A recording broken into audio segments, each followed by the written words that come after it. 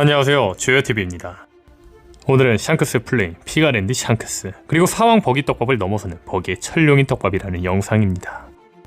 영상 바로 시작합니다.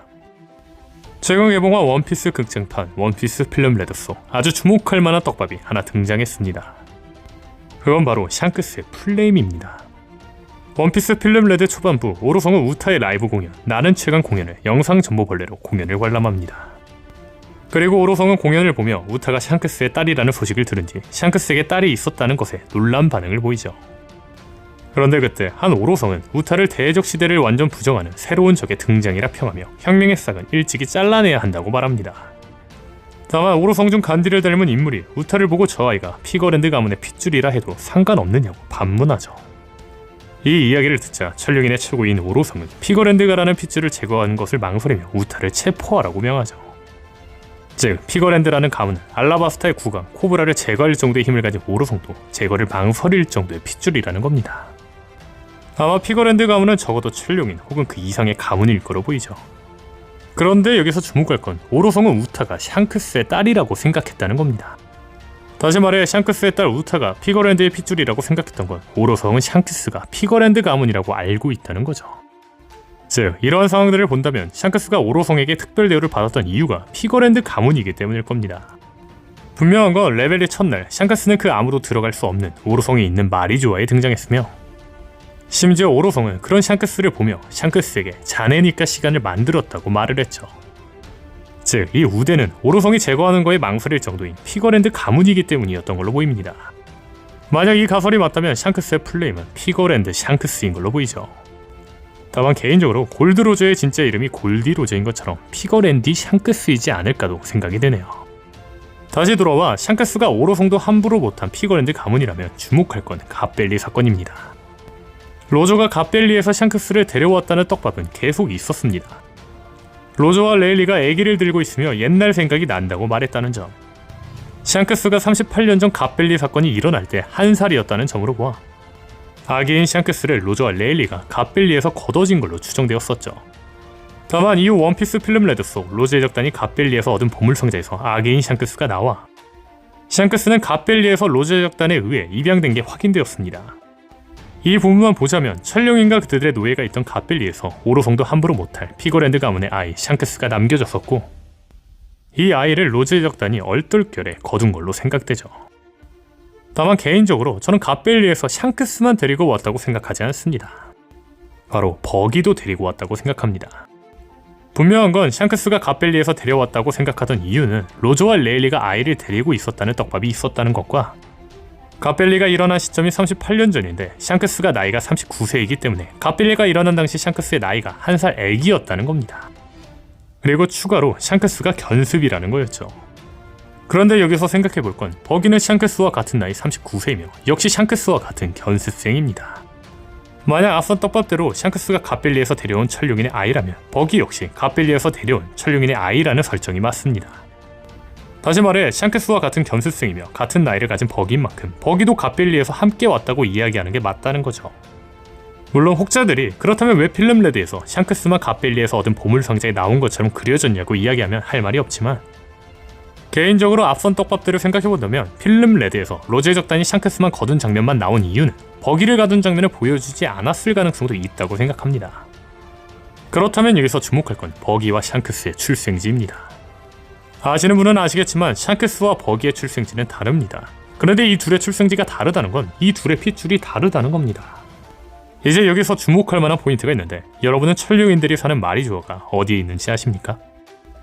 마리조아는 위대한 항로를 전반바다와 후반바다로 나누는 레드라인 정상에 있습니다. 정확히 말하자면 마리조아의 위치는 위대한 항로 내에 있다는 거죠. 만약 샹크스와 버기가 천룡이라면 그들의 고향은 위대한 항로 혹은 마리조아여야 합니다. 다만 샹크스의 고향은 위대한 항로가 아니라 웨스트블루입니다. 그리고 버기의 고향은 위대한 항로이죠. 즉 고향을 생각해본다면 샹크스가 아닌 버기가 천룡인이라고 해야 맞다는 겁니다. 다시 말해 샹크스가 아닌 버기의 플레임이 오로성도 무시 못할 피거랜드 버기가 더 어울린다는 거죠. 생각해보면 샹크스보다 버기가 천룡이라는 게 더 잘 어울리기는 합니다. 추가적으로 버기가 천룡이라는 근거가 더 있는데 그건 바로 오다스미 드래곤볼의 열렬한 팬이라는 겁니다. 오다스미는 드래곤볼의 열렬한 팬인 만큼 원피스에 드래곤볼과 비슷한 캐릭터, 비슷한 설정까지 오마주하고 있습니다. 근데 여기서 중요한 건 버기는 누가 봐도 사탄을 오마주에 만든 캐릭터로 보인다는 겁니다. 분명한 건 드래곤볼 내에서 사탄은 운만으로 드래곤볼 내에서 명성의 끝을 차지하고 있는 인물입니다. 다시 말해 원피스의 사탄 버기도 사탄처럼 명예의 끝인 칠무의 사왕을 넘어 이제 천룡인까지 오를 가능성은 충분하다는 겁니다. 개인적으로 저는 천룡인으로 오르는 버기의 역할이 중요하다 생각합니다. 분명한 건 사탄은 마인보우 편에서 끝판왕 명성을 이용해 손오공이 원격을 모르는데 아주 큰 도움을 주었습니다. 즉 누가 봐도 사탄 캐릭터인 버기는 원피스 끝판왕 명성인 천룡인이라는 지위를 이용해 언젠가 사탄 같은 활약을 하지 않을까라는 거죠. 그렇다면 여기서 생각해볼 건 왜 오로성은 샹크스가 피거랜드 샹크스라고 생각하고 있는 걸까요?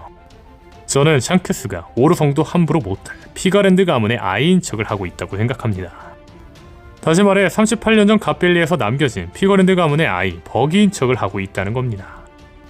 만약 이 가설이 맞다면 샹크스는 왜 오로성도 함부로 하지 못할 버기의 가문 피거랜드 가문인 척을 하는 걸까요? 저는 샹크스가 균형을 지키기 위해 피거랜드 가문인 척을 하고 있는 게 아닐까라고 생각합니다. 원피스에서 가장 중요한 키워드 중 하나는 균형일 겁니다. 그중 제일 중요한 균형은 사왕, 칠무의 해군, 3대 세력의 균형이겠죠. 세계 정부는 신규 해적들의 번란과 그중 막강한 사왕을 견제하고 전세계 바다의 치안을 유지하기 위해 해군 본부와 왕의 부와 칠무회를 묶어 세력 균형을 도모하게 되었고 이는 곧 세계 3대 세력으로서 균형을 맞춥니다. 그리고 이 3대 세력의 균형을 잃으면 세계의 평온은 무너진다고 하죠. 근데 여기서 주목할 건 3대 세력 중 사왕의 샹크스는 누구보다 이 균형을 지키기 위해 매우 노력하고 있다는 겁니다. 실예로 샹크스는 흰 수염을 만나 에이스가 검은 수염과 싸우는 것을 막아달라고 부탁했습니다.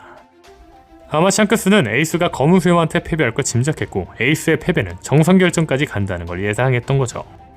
더 나아가 흰 수염이 승리하면 해군의 몰락, 해군이 승리하면 흰 수염의 몰락으로 인해 균형이 깨지며 세계의 혼란까지 예상했을 겁니다. 그래서 샹크스는 에이스가 티치를 쫓지 않도록 흰수염에게 부탁했던 거죠. 또 다른 실예로는 샹크스는 정상결전에 난입하려던 카이도를 막았습니다. 앞에 흰수염과 같은 예로 카이도가 정상결전에 난입했다면 흰수염과 카이도가 승리해 해군이 몰락하든 흰수염과 카이도가 패배하고 해군 본부가 승리해 사왕이 몰락하든 세계의 균형은 무너졌겠죠. 즉 샹크스는 행적만 봐도 세계의 균형을 지키고 있었다는 걸 확인할 수 있다는 겁니다. 샹크스가 균형을 이루고 있다는 건 떡밥으로도 확인할 수 있는데 그 떡밥은 샹크스의 검 이름이 그리폰이라는 겁니다. 그리폰의 신화 속 의미는 황금을 지키는 자입니다. 그렇죠. 오다스미 샹크스의 검 이름을 그리폰으로 한 이유는 샹크스가 원피스를 지키는 자라는 걸 떡밥으로 남겨놨다는 거죠. 그렇다면 여기서 주목할 건 왜 샹크스는 균형을 지키고 있던 걸까요?